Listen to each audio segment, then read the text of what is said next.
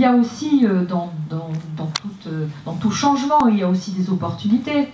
Et j'espère que, moi, je connais déjà, comme l'a rappelé Charles tout à l'heure, j'ai fait quand même campagne dans ce secteur pendant les législatives. Je connais bien quand même un certain nombre de ces communes. Il y a des communes extraordinaires, vraiment, et je ne sais pas si vous les connaissez toutes, mais il y a des communes extraordinairement belles. Donc l'avantage, c'est que vous allez vous retrouver dans un canton avec des communes que peut-être vous ne connaissez pas. Je pense à Cigales, je pense à des communes dans lesquelles on ne passe pas forcément, hein, il faut y aller exprès, bon, voilà, mais il y a des communes extraordinairement belles. Et puis il y a des enjeux forts. Et je pense que si on associe nos forces pour défendre un certain nombre d'enjeux de ce territoire, et notamment dans la même ligne que la politique municipale que nous menons ici à Vence avec le maire, c'est-à-dire protection de nos paysages, protection du caractère de nos villes et de nos villages, y compris en matière d'urbanisme, en matière bien sûr d'aménagement de ce territoire, mais aussi développement touristique particulier, un développement touristique de tourisme de nature, un développement touristique appuyé sur le vélo, sur la nature, sur la course à pied, sur le gîte chez l'habitant, un développement touristique tout à fait spécifique, parce que nous sommes l'autre côte d'Azur, très clairement, nous n'avons rien à voir en termes de développement économique, je parle sous le contrôle de l'adjointe au développement économique et au tourisme, nous n'avons rien à voir avec le littoral. Nous avons à voir que nous avons un aéroport deuxième de France,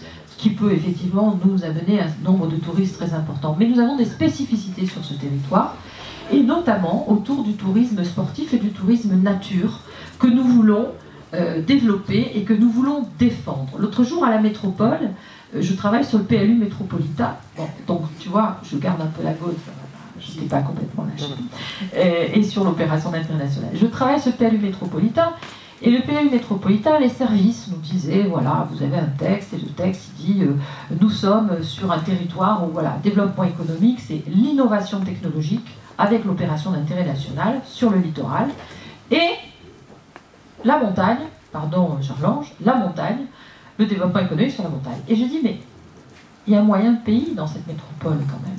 Attention, il y a un moyen de pays. Et il y a tout un développement économique que l'on oublie dans ce PLU. Et quand on met des objectifs dans un PLU, après on est obligé de les tenir. Donc j'aime autant qu'on précise les objectifs qu'on va tenir.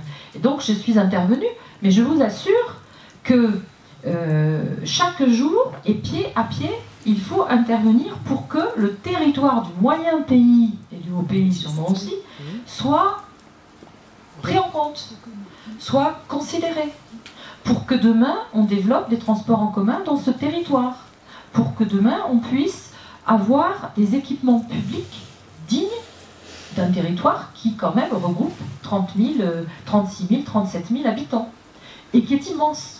Et les besoins en infrastructures routières notamment, mais pas que, ne sont pas les mêmes que sur un territoire où il y a 36 000 habitants, mais où tout le monde, finalement, représente un quartier de Cagnes-sur-Mer ou de Nice.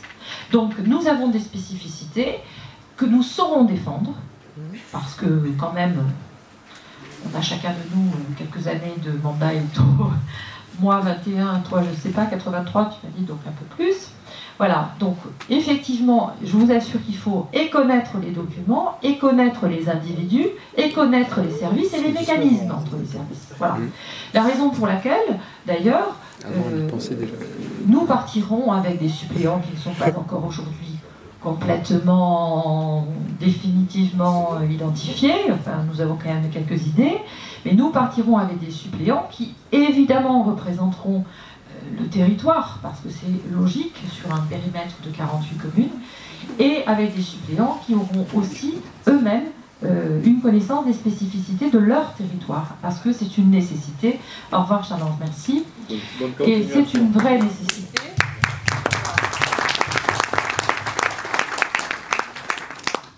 Voilà, donc nous... alors, ça m'amène quand même à le dire, mais je le redirai à d'autres moments, parce que là, ce soir, on n'est pas là pour être triste, et que quand même...